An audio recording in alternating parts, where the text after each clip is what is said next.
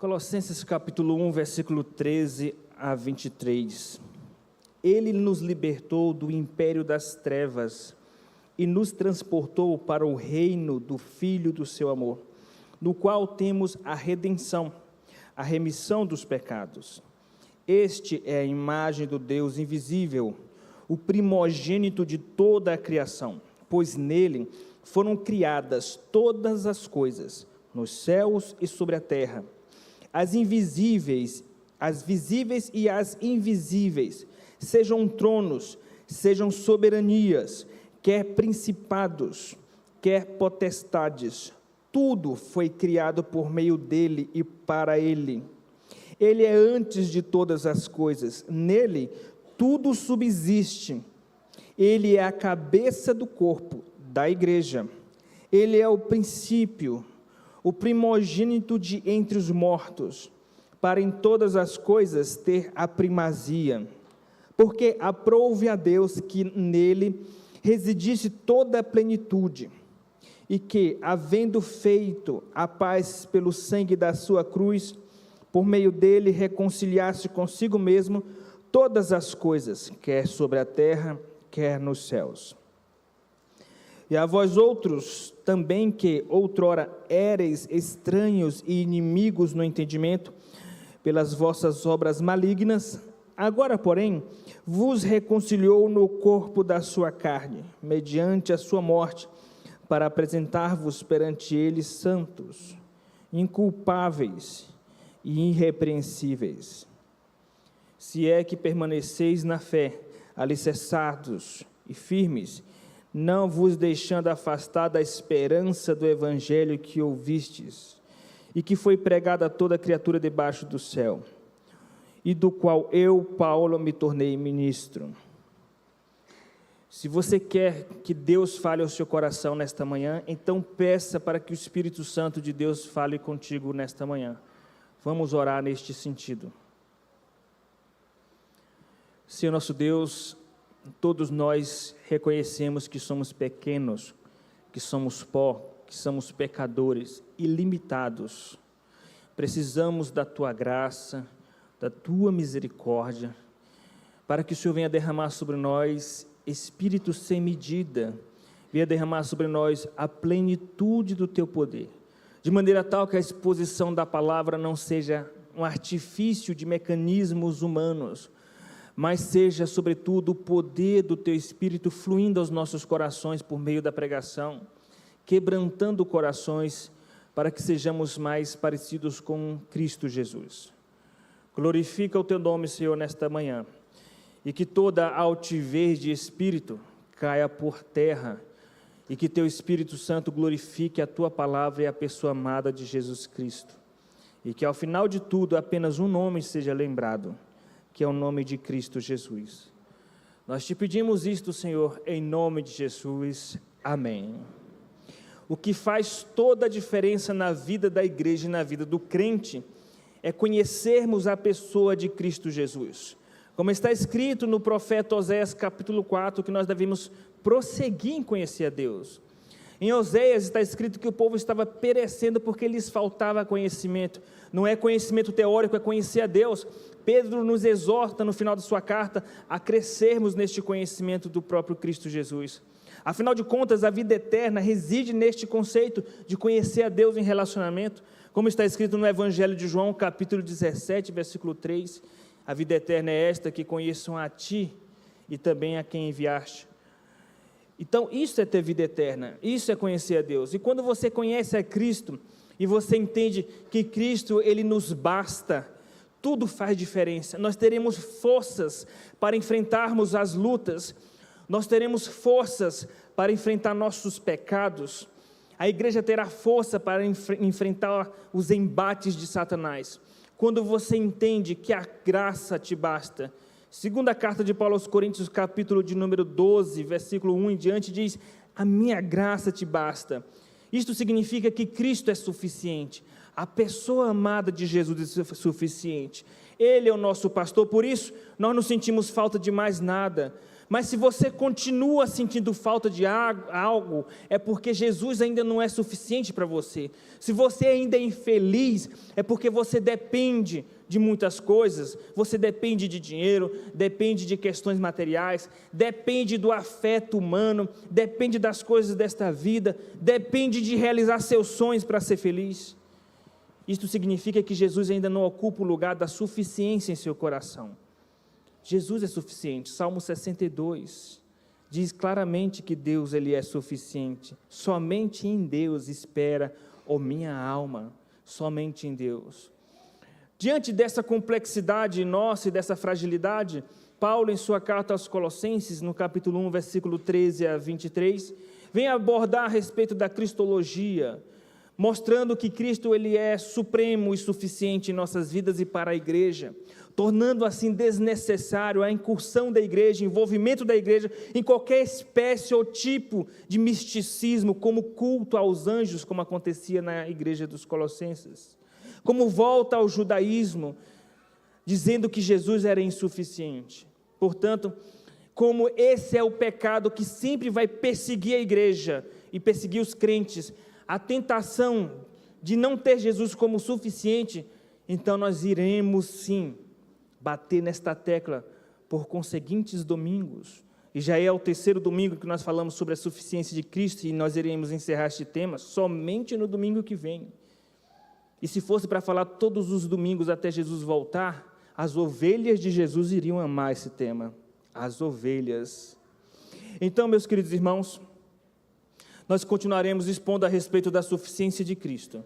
Este capítulo, ele trabalha a suficiência de Cristo sobre três aspectos. Nós já trabalhamos o primeiro aspecto, que é a suficiência de Cristo baseado naquilo que Ele é. Foi o primeiro sermão. Nós já trabalhamos a suficiência de Cristo baseada em sua obra, de uma maneira mais ampla. Foi o segundo sermão. Trabalharemos hoje a suficiência de Cristo relacionada à sua obra para conosco, os efeitos da obra de Cristo para conosco. Então hoje nós falaremos sobre as obras da suficiência de Cristo para a nossa vida, as obras. E veja, esse é o tema da mensagem de hoje. As obras da suficiência de Cristo para nós. Que tipo de obra Jesus realizou que vai impactar de maneira direta em nossa vida, em nosso relacionamento com Deus na vida da igreja? A primeira obra da suficiência de Cristo para a igreja, meus queridos irmãos, é a redenção. Versículo de número 13 e 14, Ele nos libertou do império das trevas e nos transportou para o reino do Filho do seu amor, no qual temos a redenção, a remissão dos pecados.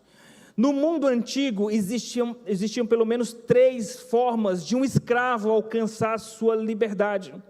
Uma das formas seria alguém pagar a sua alforria, a sua libertação, alguém chegar para o dono do escravo e pagar a libertação daquele escravo.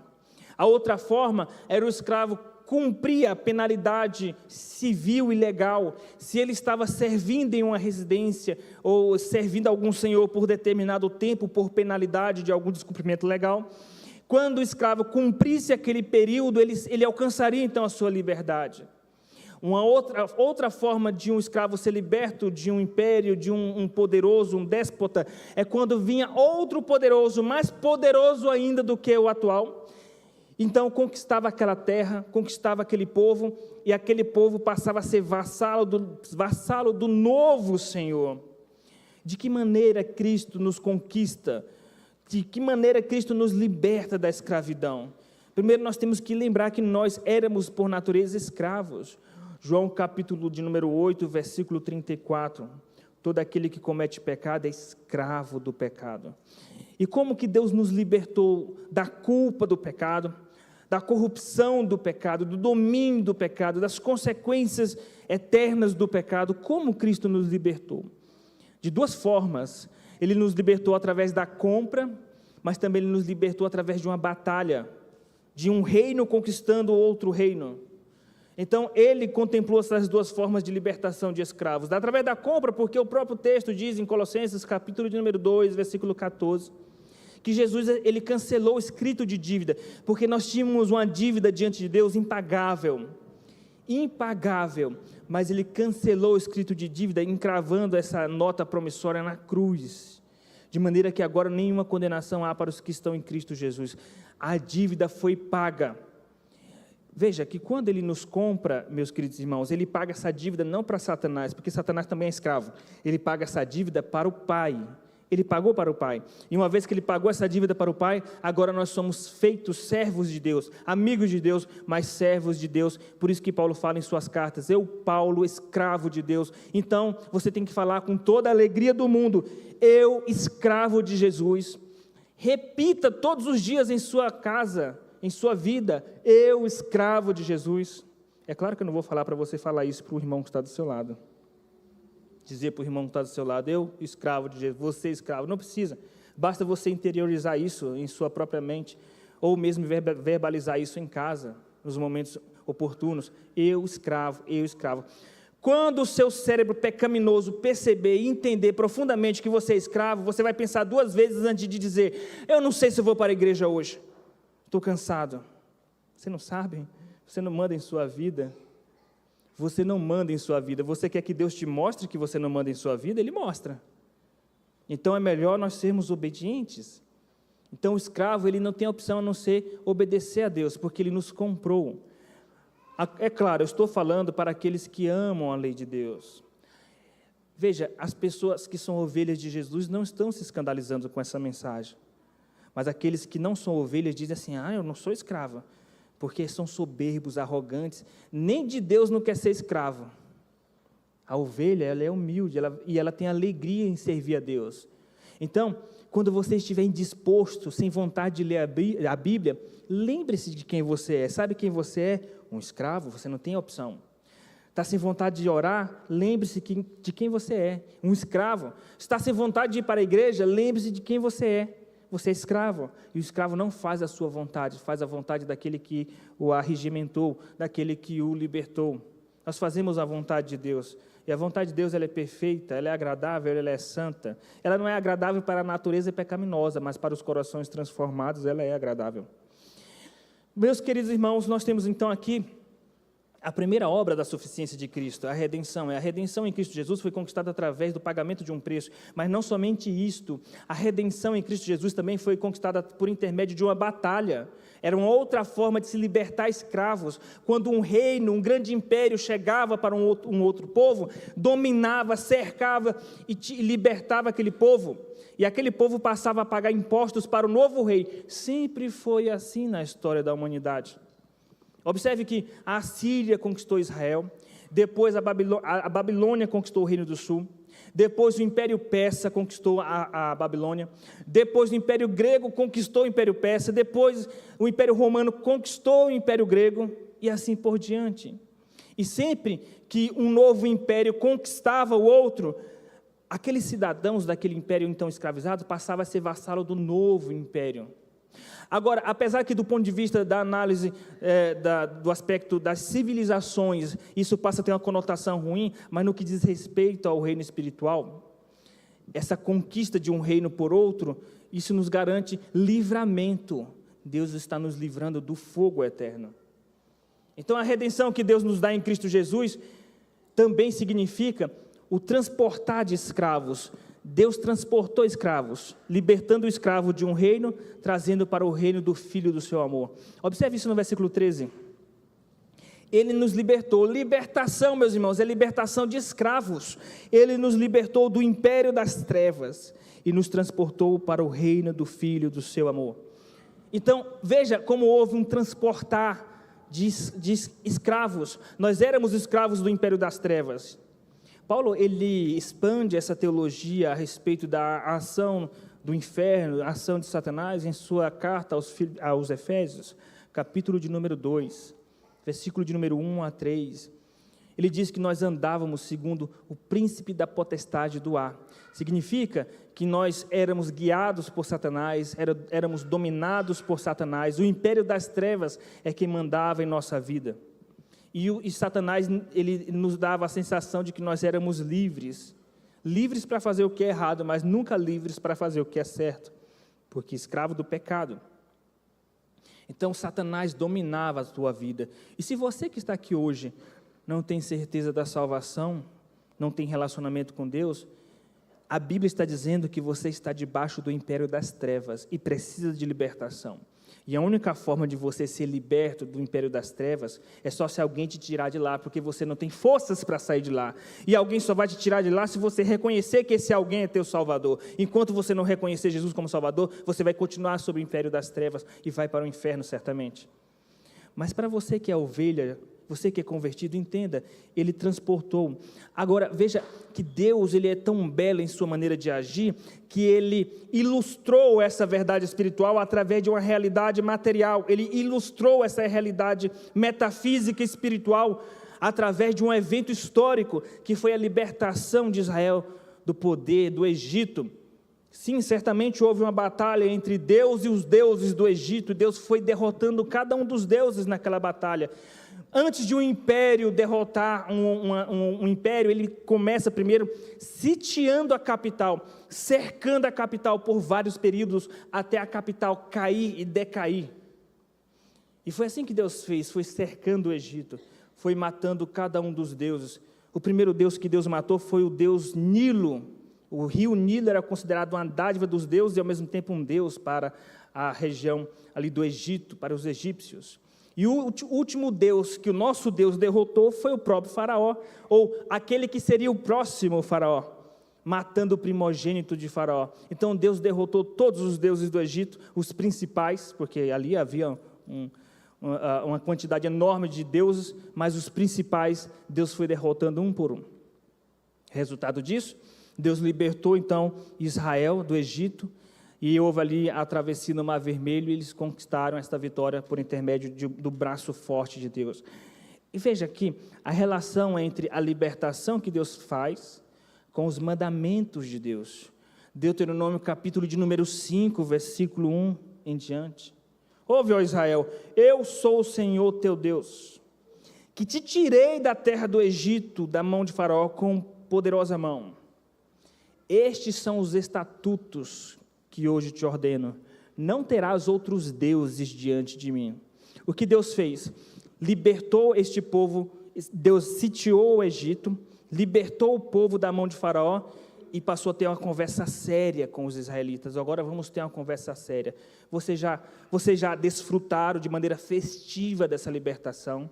Assim que atravessaram o Mar Vermelho, Miriam dançou, o povo de Israel festejou. Deixa o povo festejar e se alegrar. Terminou a festa? Agora vamos sentar e vamos conversar ao pé do monte. Eu mando em vocês agora. Igreja de Diadema, vocês não mandam em vocês. Deus manda em vocês. Igreja de Diadema, nós não vamos seguir nossa vida de acordo com nossos interesses, nossos propósitos, nossas motivações, nossos sonhos, nossas pretensões, nossas ambições. Nós temos um estatuto a ser seguido, olha aqui. Ele é o Senhor nosso Deus, não faça a sua vontade. Nós temos uma lei para seguir. Estamos ao pé do monte, porque está escrito em Hebreus capítulo 12, que nós temos nos achegado ao monte. Estamos ao pé do monte agora, ouvindo esse Deus falar: eu sou o dono de vocês, eu sou o dono da alma de vocês, então me obedeçam. O que acontecia com o escravo que não obedecia? O chicote estralava ou não? Por isso que Deus falava por intermédio dos profetas, com açoite, e o povo continuava duro. Meus queridos irmãos, veja que nós que somos ovelhas, por mais que seja uma mensagem dura, estamos felizes e alegres de sermos repreendidos pelo Senhor dos Exércitos, porque isso é um sinal de amor. Deus só corrige quem ama, só a quem Ele ama. Se você recebeu de bom grado esta palavra, fique feliz, isso é um sinal de que você é filho do Senhor dos Exércitos. Ele te libertou do império das trevas, Ele te transportou. Agora, como implicação direta, você pode ficar em paz. É claro que você continua sendo escravo, mas um escravo de orelha furada, agora você pode ficar em paz. Sabe por quê? Porque, a despeito do fato maravilhoso de ser escravo de Deus, você tem como implicação direta o fato de que Deus te livrou já do fogo eterno e da ira vindoura. Ele te livrou do fogo, e você não vai mais para a perdição eterna, então você pode usufruir de paz. Os homens podem tirar a tua paz psicológica, as circunstâncias, as lutas, mas nada pode tirar a certeza de que Deus te ama. Então você pode perder seu dinheiro, pode perder a sua vida, você pode perder, às vezes, até a paz do ambiente do seu lar, mas se você tiver certeza de que Deus te ama, nada vai te abalar, nada vai te abalar. E para isso você precisa entender a obra redentiva de Cristo Jesus. Meus queridos irmãos, isso mostra que Cristo é suficiente. Apenas descanse, só descanse. Pastor, mas eu preciso fazer mais alguma coisa para garantir o amor de Deus. O que você acha que você consegue fazer para Deus te amar mais? O que podemos fazer para um Deus santo nos amar mais? O que conseguimos fazer para um Deus santo e poderoso nos amar mais? Você acha mesmo que você consegue aumentar o nível, a intensidade do amor de Deus por você? Você consegue fazer isso? Ou você acha que o amor de Deus é tão imperfeito que os seus pecados fazem diminuir esse amor por você? Então só desfrute de que Deus te ama de maneira gratuita. Tenha paz em seu coração. A minha paz vos dou, disse o Senhor. Jesus disse isso. A minha paz vos dou. Então, tenha paz em seu coração. Jesus disse, vinde a mim, todos vós que estáis cansados e sobrecarregados. Encontrareis descanso para a vossa alma. Meus queridos irmãos, então temos aqui a primeira obra da suficiência de Cristo pela igreja. A primeira obra é a redenção, a segunda obra é a reconciliação. Devemos distinguir da conciliação falada no sermão passado, de domingo passado. A conciliação que foi falada no domingo passado, do versículo de número 19 a 21, é quando Jesus toma de volta o poder sobre toda a criação, inclusive sobre Satanás. Agora nós vamos falar sobre reconciliação de Cristo para com a igreja. Veja o versículo 22. Agora, porém, vos reconciliou no corpo da sua carne, mediante a sua morte. Reconciliou quem? Nós. Nos reconciliou, ele vos reconciliou, a igreja. Veja, porque no versículo 20 ele diz, e que havendo feito a paz pelo sangue da sua cruz, por meio dele, reconciliasse consigo mesmo todas as coisas, quer sobre a terra, quer nos céus. Essa reconciliação do versículo 20 é a retomada do poder dele sobre o universo e sobre o mundo espiritual. Mas a reconciliação do versículo 22 não é a mesma, porque ele diz, vos reconciliou, porém, é uma reconciliação diferente. Essa reconciliação do versículo 22 significa uma reaproximação, um acordo que foi feito, um acordo de paz.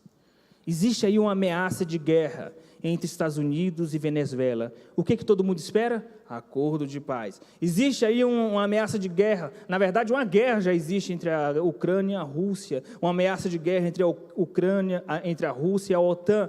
O que todas as pessoas normais da cabeça esperam? Acordo de paz, porque ninguém quer passar por guerra. Meus irmãos, nós éramos inimigos de Deus, diz o versículo de número 21. E a vós outros, que outrora eres estranhos e inimigos no entendimento pelas vossas obras malignas, éramos inimigos de Deus. E o que Deus faz com seus inimigos? Manda para o inferno. Não questione não, porque você é só uma criatura, você não tem direito de falar nada. Não questione não, ele tem direito de fazer o que ele quiser com a criatura, está escrito em Romanos 9. Mas Deus não é bom, ele tem direito de fazer o que ele quiser porque ele é Deus. Quando você se tornar Deus, você conversa com ele. Ele manda para o inferno seus inimigos. Mas nós não somos inimigos de Deus, nós somos amigos de Deus. Por quê? Porque Ele nos reconciliou. E veja que Deus também ilustrou isso através de um evento histórico dramático, que foi a morte de Jesus na cruz. Sua morte de Jesus foi o rasgar do véu, o rasgar da sua própria carne na cruz. Ali tipificou o rasgar do véu, ou o véu tipificou isto. Porque quando Jesus morreu na cruz, o véu do templo se rasgou, de cima a baixo.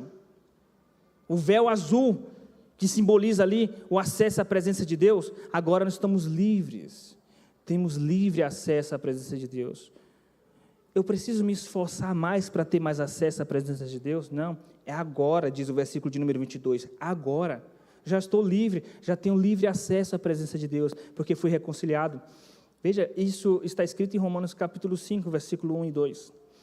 Justificados, pois, mediante a fé, temos paz com Deus, por intermédio de quem nós obtivemos agora, igualmente, acesso a esta graça.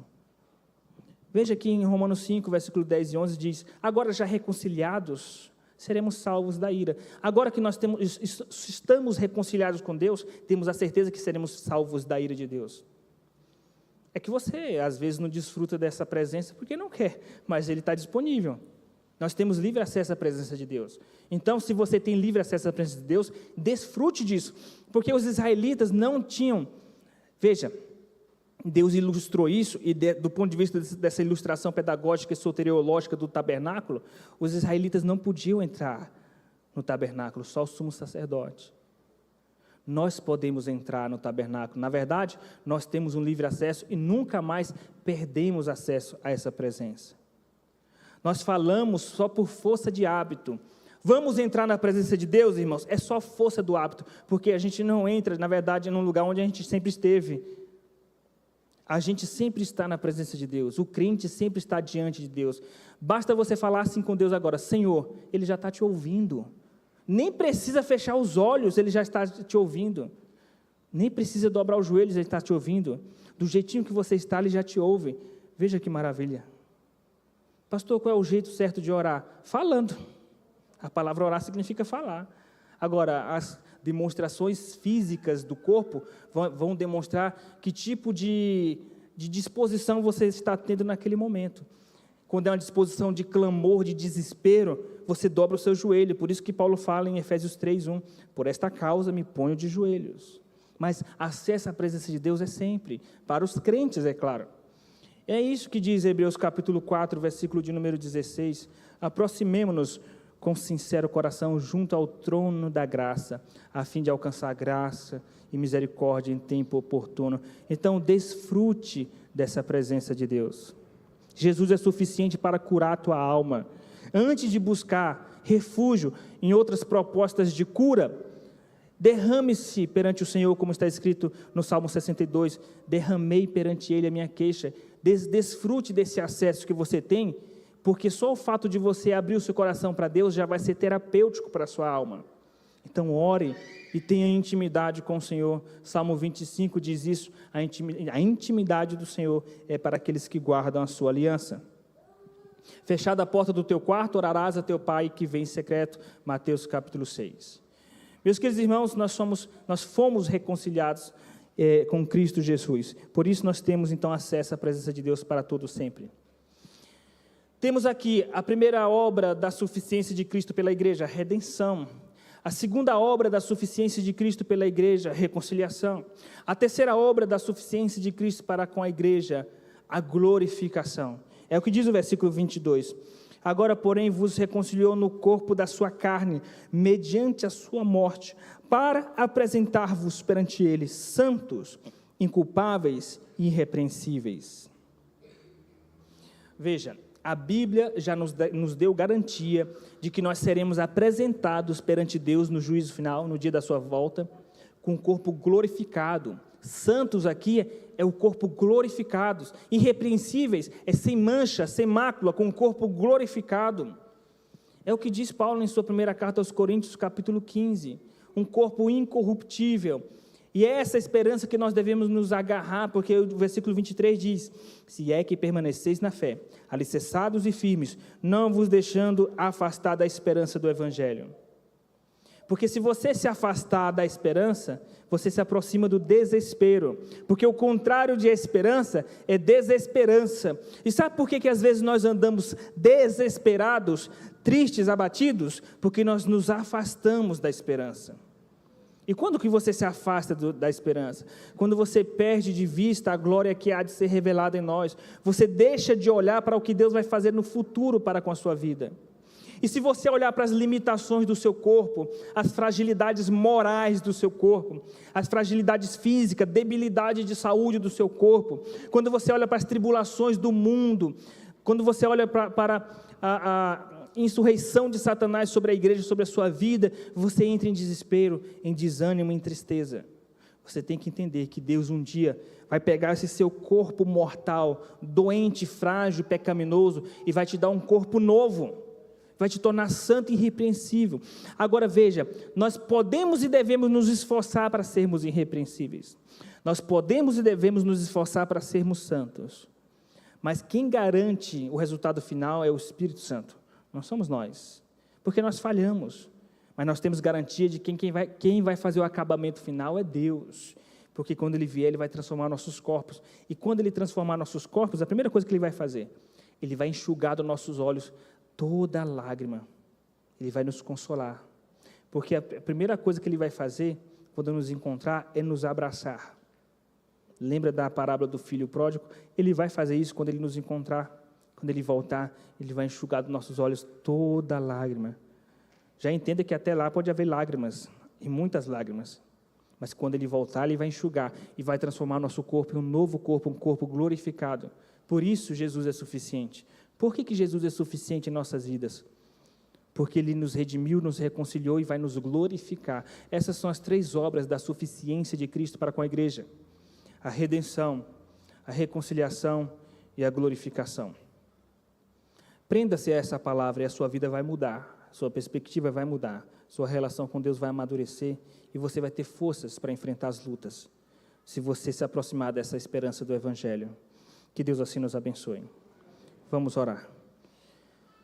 Senhor nosso Deus, te exaltamos, te glorificamos e te agradecemos pela tua presença, o teu poder, Pai, e a tua palavra.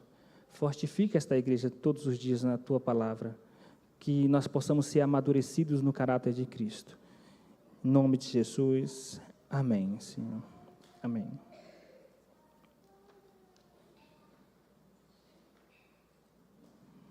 Fiquemos de pé, meus irmãos, para a oração final.